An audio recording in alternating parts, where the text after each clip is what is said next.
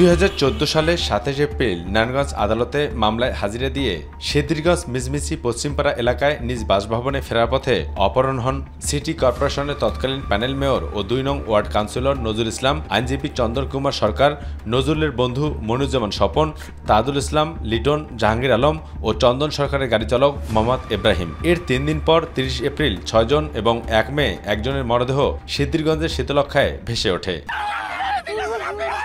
আর এই ঘটনায় নজরুল ইসলামের স্ত্রী সেলিনা ইসলাম বিউটি ও চন্দন সরকারের জামাতা বিজয় কুমার পাল বাদী হয়ে ফতুল্লা থানায় 2টি মামলা করে। 2017 সালের 16 জানুয়ারি মামলার রায়ে 26 জনকে মৃত্যুদণ্ড ও 9 জনকে বিভিন্ন মেয়াদে কারাদণ্ড দেওয়া হয়।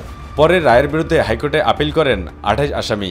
2028 সালের 22 আগস্ট বিচারিক আদালতে মৃত্যুদণ্ডাদেশ পাওয়া 11 আসামিকে যাবজ্জীবন এবং বাকি 15 জনের মৃত্যুদণ্ড বহাল রাখেন হাইকোর্ট।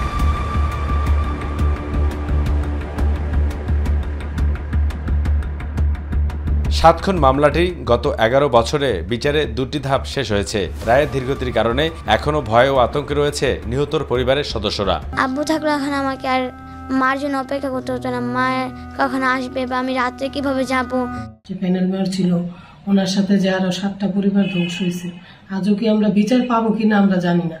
রায় হয়েছে সব ঠিক আছে, সারা দেশই তো দেখছে রায় হয়েছে, কিন্তু রায় তো আর কার্যকারিতা হয় না এখনো। যে কষ্ট করে চলতেছি, দিন আয় দিন খাই, আমি একটা মেয়ে মানুষকে তো হাত পাতে পারতেছি না লজ্জার কারণে। পুত থাকতো সংসার থাকতো, পুত নাই আর আমার সংসার নাই।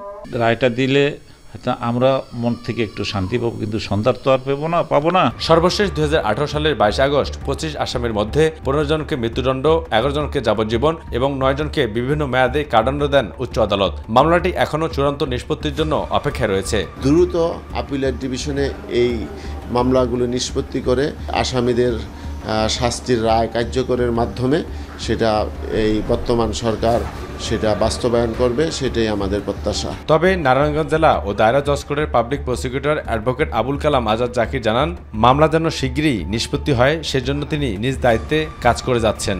আসামিরা তাদের শাস্তি বহাল থাকবে এই ব্যাপারে রাষ্ট্র পরিপূর্ণভাবে কাজ করে যাচ্ছে।